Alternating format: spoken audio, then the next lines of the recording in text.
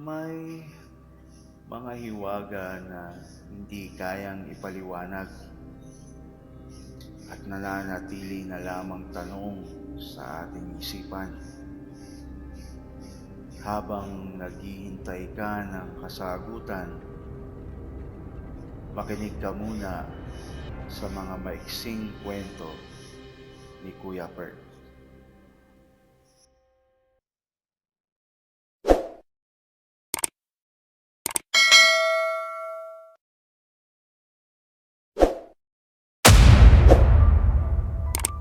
Video.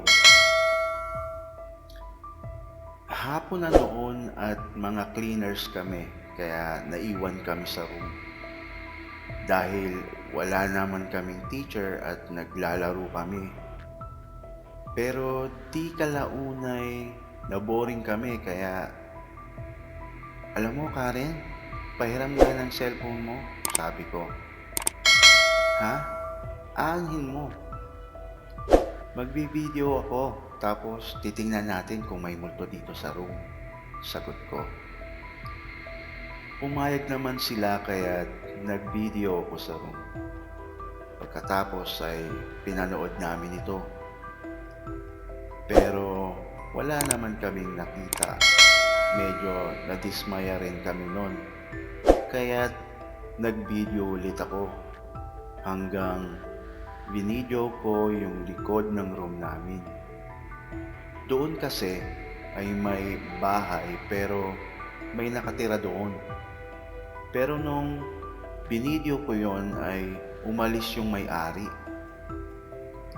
Sa bintana, nakatingin lahat ng mga kagrupo ko sa cellphone habang nagbibideo ako hanggang may nakita kaming puting gown na pumasok sa bahay. Kaya't nagulat kami. Jaline, may papaya, sabi ni Karen. Nanginginig kong ginilid yung phone para mabidyohan ang puno ng papaya na nasa loob ng bakuran ng bahay. Laking gulat namin nang may babaeng nakatayo doon.